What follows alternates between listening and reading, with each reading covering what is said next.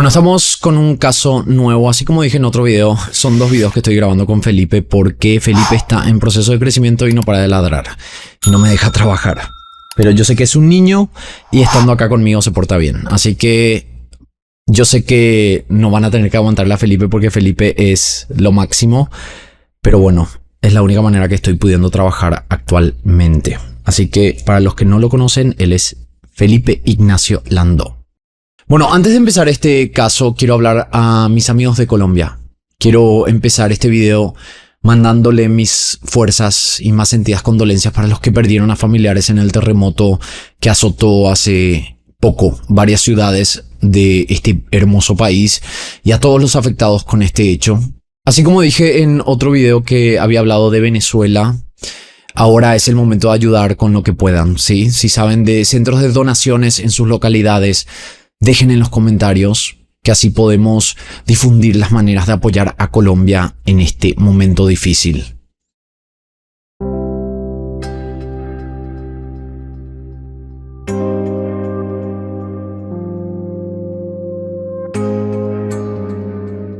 Hoy vamos a tocar un caso de este país, en un edificio de lujo que principalmente se usaba para rentas de Airbnb, también para rentas cortas. Y en este edificio de lujo se había encontrado un cuerpo dentro de una maleta semiabierta de color gris. Ese departamento del edificio llamado Morph era el 702 y en esa misma mañana la mujer que rentó el lugar, llamada Natalia, tendría que haber hecho el checkout. Pero cuando una empleada de limpieza que tenía que preparar el lugar para futuros inquilinos fue a la unidad, la puerta estaba bajo llave, nadie abría. Esta mujer golpeó a la puerta, pero nadie respondió, entonces con una llave maestra ingresó. Fue cuando vio que el departamento estaba limpio y nadie estaba dentro, pero escuchó que en el baño el agua de la ducha se había dejado abierta.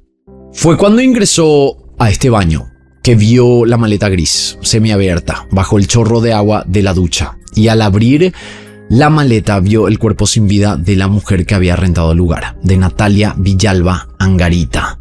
Esto ocurrió en una de las zonas más exclusivas de la capital colombiana. Estamos hablando del sector del Chicó, en Chapinero, al norte de Bogotá.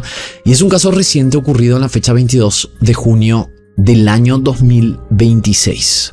Fue así que esta empleada de limpieza notificó a sus jefes, quienes inmediatamente llamaron a la policía, lo que hizo iniciar esta investigación. Y la pregunta era, ¿quién había matado a Natalia?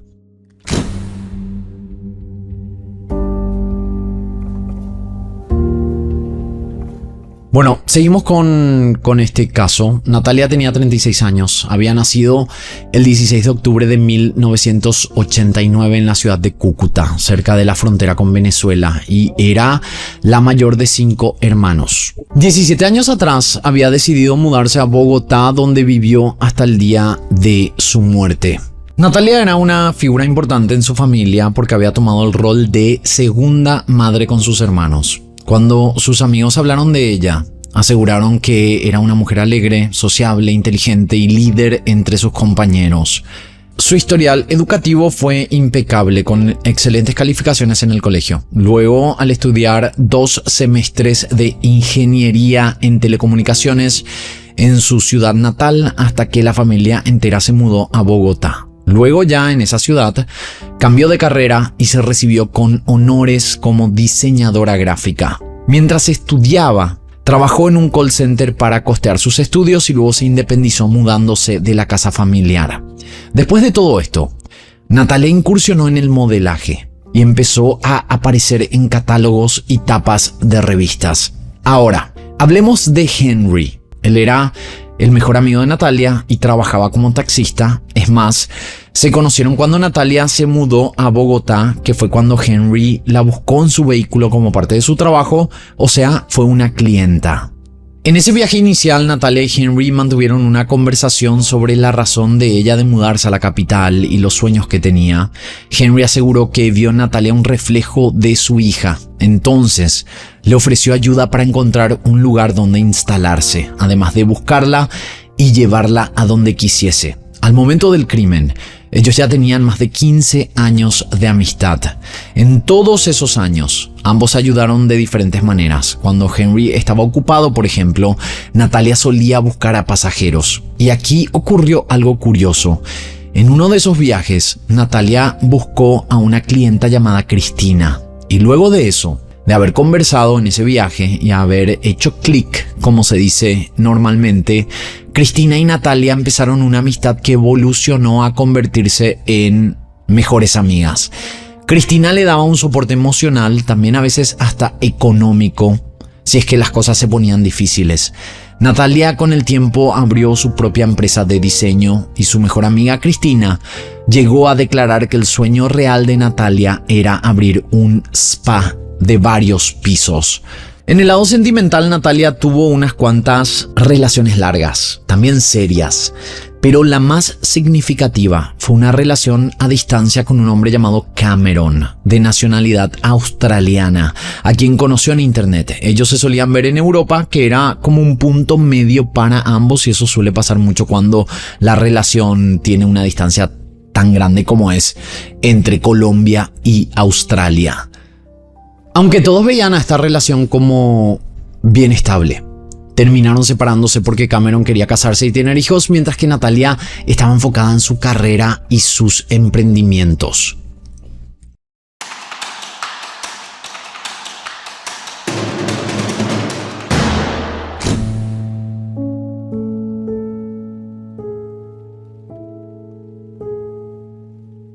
Natalia viajaba bastante. Las autoridades llegaron a rastrear salidas suyas hacia España, Panamá y Brasil.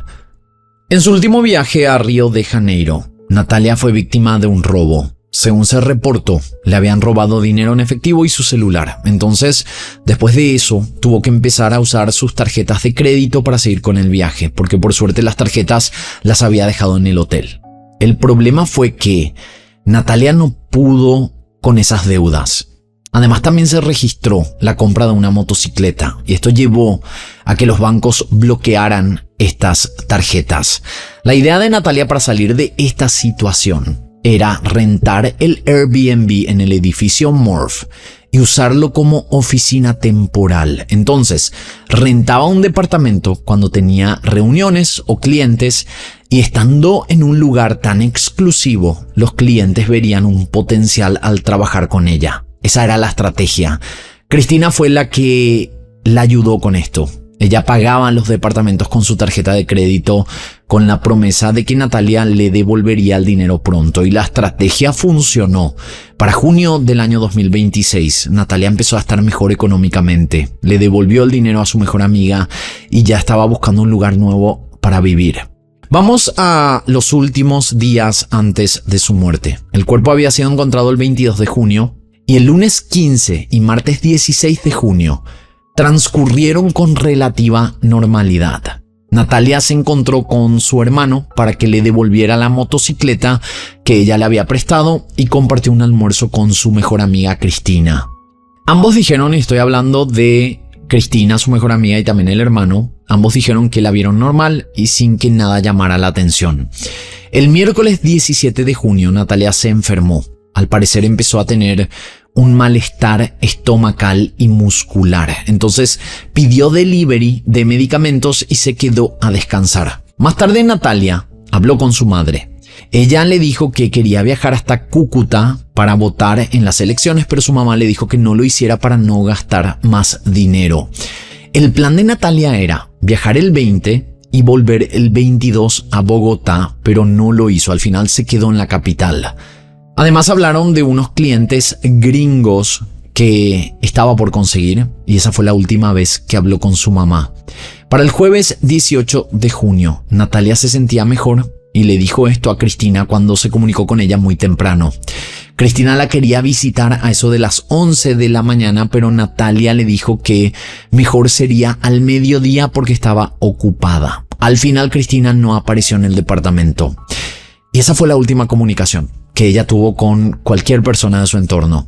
Después de eso, amigos y familiares mencionaron que intentaron mandarle mensajes. También intentaron llamarla, pero no había respuestas. Incluso luego el teléfono ya aparecía como apagado. Y aquí los más cercanos empezaron a analizar qué pudo haber pasado. Quizás le habían robado el celular de nuevo, o capaz al final decidió viajar de sorpresa a Cúcuta para las elecciones. Por eso, según la familia, decidieron esperar y no reportaron la desaparición. La madre dijo que el padre viajaría hasta Bogotá el lunes para ir directamente al departamento en caso de que no apareciera. Y antes de que esto ocurriera, se encontró el cuerpo en el Airbnb que Natalia estaba rentando.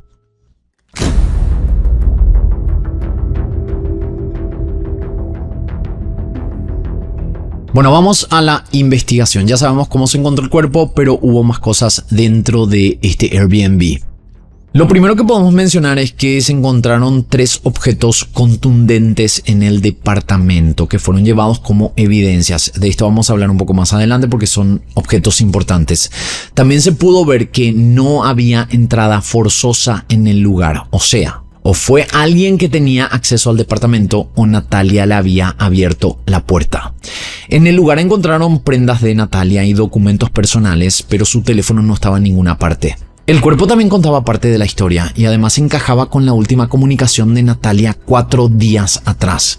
El cuerpo estaba rígido y la autopsia confirmó que llevaba días sin vida, posiblemente desde el 18 de junio, que fue cuando los familiares y amigos confirmaron que Natalia dejó de responder. Lo bueno de estar en un edificio de lujo es que hay mucha seguridad, por ende hay cámaras en todas partes. Las autoridades tenían que revisar el circuito cerrado para ver si había potenciales sospechosos. A inicios de junio, Natalia había recibido la visita de un hombre que se había quedado por varios días con ella. Más cerca de la fecha de su muerte, otro hombre había sido visto en las cámaras de seguridad. Además, estos hombres fueron identificados como potencialmente extranjeros. Y aquí vamos a hablar de algo que es parte del caso, pero que jamás se pudo comprobar. Es más, la familia y amigos niegan que esta parte de la historia fuera real. De ninguna manera queremos con esta parte revictimizar a Natalia, pero fue algo que se investigó en su momento y se habló masivamente en redes sociales. Muchos empezaron a especular que Natalia, al haber sido una modelo, ejercía el trabajo de escort. Es una relación que la gente siempre hace, ¿sí? De modelaje y este tipo de trabajos, pero que no siempre es verdad. Estos hombres, según esta teoría, podrían haber sido clientes. Ahora, lo que no cuadra con esta idea fue que no mucho después, el primer hombre visto en cámaras de seguridad había sido alguien que Natalia conoció en un viaje a México y con quien tenía cierta relación sentimental. Fue descartado porque después del 7 de junio ya no aparecía en las cámaras de seguridad. Él nunca fue identificado con nombre y apellido, o sea, sí fue identificado por las autoridades, pero nunca se hizo público su nombre. Solo se sabe que es un ciudadano estadounidense nacido en Texas. Ahora, el segundo hombre sí llamaba más la atención y a medida que iban viendo las tomas del circuito cerrado, más quedaba claro que este tenía que ser el principal sospechoso. El jueves 18 de junio de 2026, a las 10:33 de la mañana, las cámaras registraron a un hombre de contextura robusta y apariencia extranjera ingresar al edificio, firmar el libro de visitantes en la entrada y subir hasta el 7º piso. Vamos a hablar de todo esto, vamos a hablar también de el libro de visitantes. Hasta ahora no se sabe cómo se conocieron ellos, pero en muchos portales de medios se habla de aplicaciones de citas al estilo Tinder y Bumble. Esto porque el hombre del que estamos hablando era visto constantemente viendo mujeres en estas aplicaciones. Cristina, quien era la confidente de Natalia, la mejor amiga, jamás supo sobre la presencia de este hombre. Ella le contaba todo, pero Natalia no le había hablado de este hombre en particular. ¿Se acuerdan que en un momento Natalia le dijo a su madre, es más, en la última comunicación que ellas tuvieron, que estaba por cerrar un trato con unos gringos? A mí me suena a que podría haber sido esto. Nada de esta idea de ser escort suena coherente, sino que si analizamos, ella estaba recibiendo a este hombre en la mañana de un jueves en su oficina, que era el Airbnb rentado.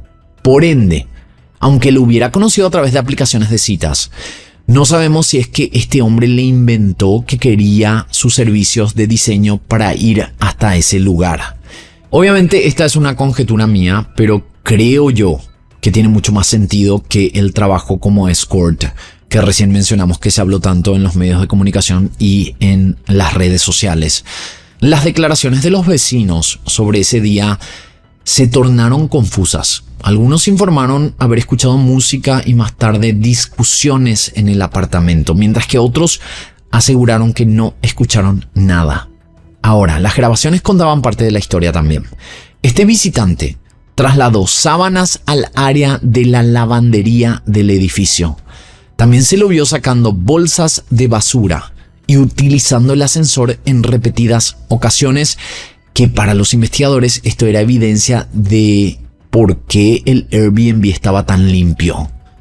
El momento más revelador quedó registrado poco antes de su salida definitiva. Una empleada de servicios generales del edificio lo vio salir del apartamento cargando una bolsa plástica negra de la que goteaba un líquido rojo. Y al percatarse de que estaba siendo observado, este sujeto limpió rápidamente el piso del pasillo, ingresó al ascensor y de esa manera abandonó el lugar.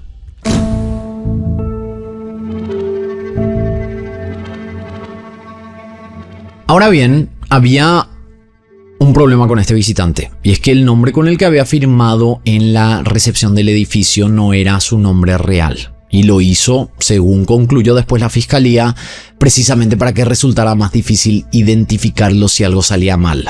Lo que no calculó fue todo lo demás, porque entre las grabaciones de las cámaras del edificio, los registros de ingreso y salida también, que la administración entregó completos a las autoridades, y los datos migratorios, las autoridades lograron ponerle nombre y apellido en muy poco tiempo. El sospechoso era un hombre llamado Matthew Ashley Foster Smith, un ciudadano británico de 46 años, natural de Poole, en el condado de Dorset, en Inglaterra. Al investigar su perfil y coordinar información con las agencias internacionales, las autoridades descubrieron no solo que se trataba de un extranjero, sino que de un hombre altamente peligroso. En las plataformas de citas que él frecuentaba, Matthew se presentaba como un médico cosmopolita y próspero, apasionado de la música y viajero frecuente. Y aunque la profesión era real, había una parte que se cuidaba mucho de no contar. Años atrás, había perdido el derecho a ejercer la medicina en el Reino Unido. La imagen que proyectaba era, en el fondo, una fachada para aparentar estatus y ganarse la confianza de cualquiera de sus posibles víctimas, y por eso yo digo que esta parte tiene mucho más sentido que lo que se mencionó de ser escort.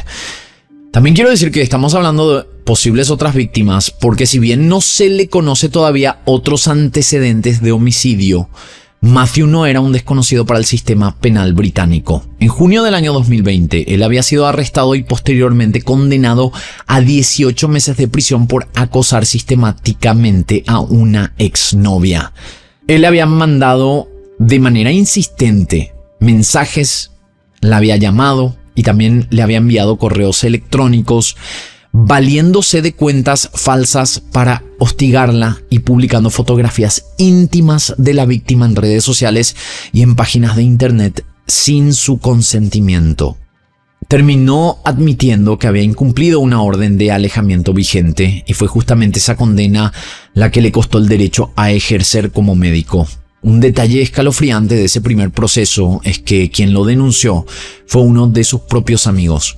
Matthew le había estado enviando mensajes a su círculo cercano en los que decía que tenía la intención de conseguir un hacha y destrozar a las mujeres, además de otras reveladoras frases en donde afirmó: si voy a acabar golpeado, que valga la pena.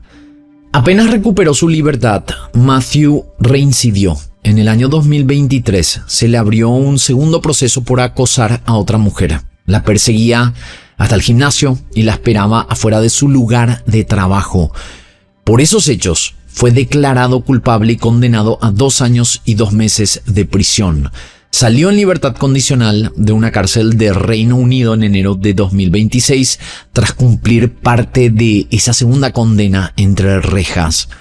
Llegados a este punto, Matthew Foster ya tenía un perfil sumamente peligroso para cualquier mujer que estuviera cerca y las autoridades británicas lo sabían perfectamente. De hecho, en enero de 2026, la policía británica logró que el tribunal de Poole de esa ciudad le impusiera una Stalking Prevention Order al salir de prisión. Una orden judicial de carácter civil en el Reino Unido diseñada para proteger de forma rápida a las víctimas de acoso obsesivo, medida que lo obligaba a notificar cualquier cambio de domicilio, le restringía el uso de dispositivos electrónicos, lo obligaba a presentarse periódicamente ante la policía y le prohibía salir del país. Controles que, por desgracia, terminó evadiendo por completo para viajar a Sudamérica. Para marzo de 2026, Matthew ya estaba en Bogotá y la investigación reveló que mucho antes de cruzarse con Natalia, este hombre ya había hecho de las suyas en Colombia. Durante esos meses se movió entre departamentos alquilados por día y hostales del centro histórico. En uno de esos alojamientos compartió habitación con un ciudadano estadounidense identificado como Cameron Gregory, quien posteriormente relató ante las autoridades que durante su estancia con el británico sufría letargos inexplicables, episodios de sueño de más de 15 horas y una desorientación que no lograba explicarse y que al despertar lo hacía con fuertes dolores en sus partes íntimas. Fue ese mismo testigo el que describió la convivencia con Matthew. Contó que pasaba el día entero revisando perfiles de mujeres en aplicaciones de citas y que la forma en la que hablaba de ellas era de odio puro, tratándolas como objetos y refiriéndose a su aspecto físico con un lenguaje vulgar e irrespetuoso. Y esto tiene un nombre. En Estados Unidos se habla mucho de los incels. Los inceles, que son este tipo de hombre que le tienen un odio gigante a las mujeres, siendo heterosexuales, y que suelen consumir contenido de este estilo a través de las redes sociales. Algún día vamos a hacer un top de casos de incels que llegaron a matar. La denuncia por lo ocurrido con Cameron Gregory llegó a radicarse ante la Secretaría de Seguridad de Bogotá, pero en su momento nadie logró vincular ese caso con Matthew a tiempo. Es decir que cuando Matthew tocó la puerta del apartamento 702 ya había dejado un rastro de alertas en 2 países y ninguna de esas alertas llegó a tiempo.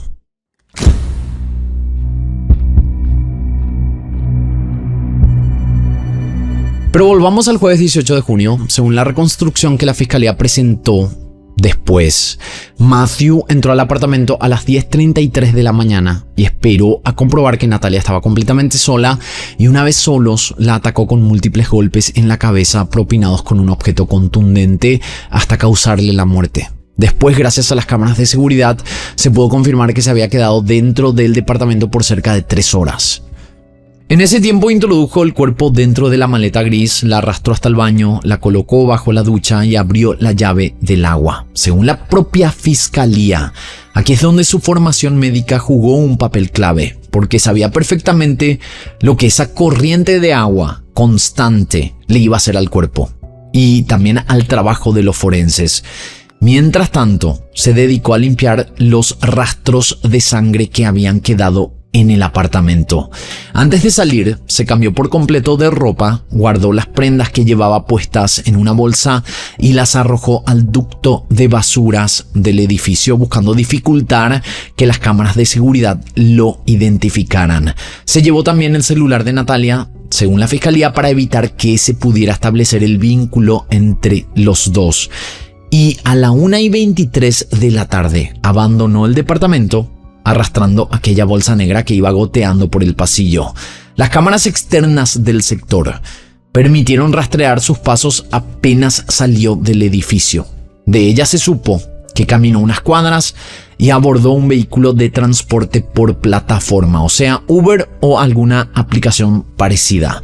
Según la reconstrucción de la fiscalía, Esa misma tarde pasó por un bar irlandés, dio una vuelta por un centro comercial y regresó a su hotel como si nada hubiera ocurrido. A partir de ahí, Matthew se dedicó a ganar tiempo. Y aquí hay un detalle que llama poderosamente la atención porque parece que Matthew llevaba semanas preparando el terreno. El 31 de mayo de 2026, es decir, 18 días antes de la muerte de Natalia, este británico ya le había escrito a su entidad bancaria en el Reino Unido una serie de mensajes desesperados en los que aseguraba que en Colombia lo habían drogado, golpeado y secuestrado. En esos mismos mensajes llegó a decirles que había visto cómo asesinaban a alguien. Para los investigadores, esa historia del secuestro era parte de una estrategia que Matthew venía construyendo para justificar sus movimientos y los retrasos en los pagos de sus alojamientos. Una coartada preparada con semanas de anticipación que después le vendría de maravilla. Ya con el crimen cometido, Matthew reforzó el engaño con una segunda pieza. Le envió a un medio británico una fotografía suya, sentado en un bar de Bogotá, comiendo una hamburguesa y tomando una bebida con gas, mientras veía por televisión el partido del Mundial entre Inglaterra y Croacia. Su versión era que, a la hora del crimen, él estuvo en un sitio público, tranquilo, viendo fútbol, y que por lo tanto no podía haber estado en el departamento. El problema con esa coartada era que no coincidía el tiempo. El partido de Inglaterra se jugó a las 3 de la tarde, hora de Bogotá, del miércoles 17 de junio, es decir, el día anterior al crimen. Las autoridades sostienen que la agresión ocurrió el jueves 18, en la franja del mediodía, así que la foto podía ser perfectamente auténtica y aún así no probar absolutamente nada. Los peritos en informática forense se dedicaron a verificar la hora y los metadatos de la imagen precisamente para demostrar que no coincidía con la ventana de la muerte. Aprovechando que el cuerpo de la víctima permanecía aún oculto tras la puerta cerrada de aquel baño y que las autoridades aún no sabían nada de lo ocurrido, Matthew emprendió la huida por vía terrestre. El 20 de junio, apenas 2 días después del crimen, se desplazó hacia el sur del país y cruzó la frontera hacia Ecuador por el puente internacional de Rumichaca. Una vez en territorio ecuatoriano, continuó su trayecto hacia la capital, hacia Quito. En este punto de la historia, Matthew Foster contaba con varios días de ventaja sobre una investigación que ni siquiera había comenzado. Tenía una coartada mínimamente convincente y se encontraba a más de 1000 kilómetros de la escena del crimen, del otro lado de la frontera de un país vecino. Sin embargo, su suerte estaba por agotarse.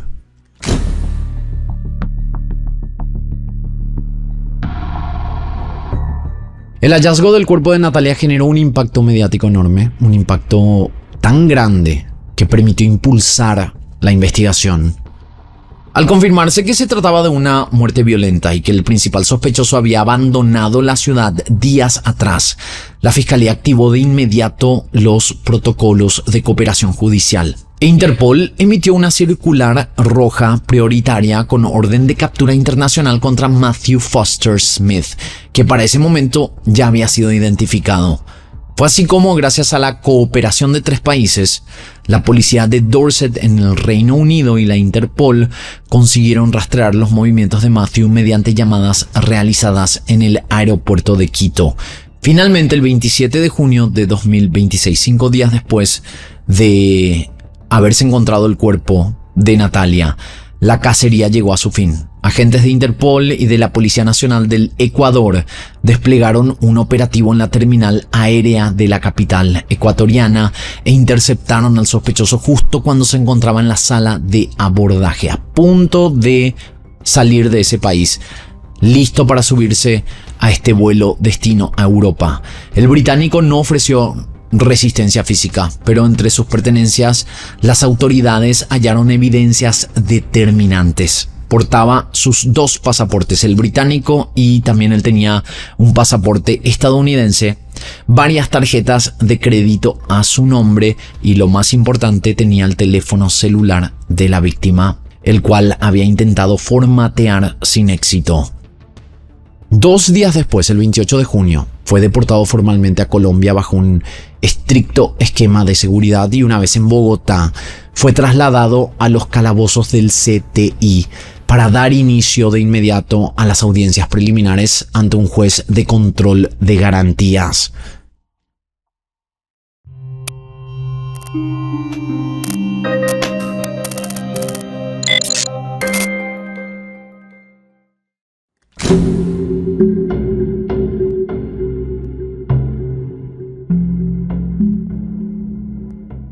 El proceso judicial arrancó formalmente el 1 de julio de 2026. Durante la audiencia de imputación, la Fiscalía presentó un relato cronológico demoledor, apoyado en material probatorio técnico y testimonial, formulándole al británico dos cargos principales: el de feminicidio agravado y ocultamiento, alteración o destrucción de elemento material probatorio. Matthew no aceptó ninguno de los dos cargos, así que para sustentar la medida de aseguramiento en prisión, la Fiscalía desplegó un arsenal de evidencias. Los peritajes de medicina legal confirmaron que la causa de muerte de Natalia Villalba fue por un politraumatismo contundente cráneoencefálico provocado por golpes repetidos en la cabeza. Sobre el arma, la hipótesis de la Fiscalía apunta a que los golpes fueron propinados con un objeto de características similares a un utensilio de cocina encontrado dentro del mismo departamento. Y si se acuerdan, durante las diligencias, los investigadores hallaron 3 objetos contundentes en el lugar y estos 3 objetos tenían huellas dactilares del ciudadano británico. El análisis del sistema de cerradura digital del departamento demostró que durante el rango horario en que se perpetró el crimen, la puerta solo fue abierta mediante la tarjeta asignada exclusivamente al británico, demostrando que la hora en que Natalia perdió la vida y el momento en que Foster abrió la puerta encajan perfectamente. Después tuvieron más evidencias: la foto del bar, los mensajes a la entidad bancaria de su país, los testigos que lo vieron como los empleados del edificio. No podemos olvidar el testimonio del turista estadounidense llamado Cameron Gregory, y también tenían el historial del Reino Unido con sus casos de acoso. La defensa de Matthew intentó restarle validez al proceso, alegando que su cliente era inocente, que había sido supuestamente víctima de una red de narcotráfico que lo drogó y lo secuestró, y que la escena del crimen en el baño estaba contaminada debido al flujo continuo de agua, solicitando que le concedieran la libertad condicional o la detención domiciliaria mientras avanzaba el juicio. Pero el juez de garantías desestimó los argumentos de la defensa, catalogándolo como un peligro inminente para la sociedad, también el riesgo extremo de fuga, y le impuso una medida de aseguramiento preventiva en el centro carcelario de máxima seguridad, ordenando su traslado inmediato a un penal mientras se fijaba la fecha para el juicio oral, donde podría enfrentar una pena superior a los 40 años de prisión. El caso de Natalia Villalba Angarita conmocionó a toda Colombia, un caso especialmente doloroso porque lo que ocurrió se pudo haber evitado. Las conductas peligrosas de Matthew Foster ya habían sido detectadas años antes. Ya había sido juzgado, ya había sido condenado 2 veces y ya pesaba sobre él una orden judicial que le prohibía expresamente salir del Reino Unido. Y aún así, este hombre tomó un avión, cruzó medio mundo y terminó cometiendo un crimen atroz en Bogotá. Hasta aquí el caso del día de hoy. Espero sus comentarios aquí abajo y de esta manera nosotros nos encontraremos en la próxima historia.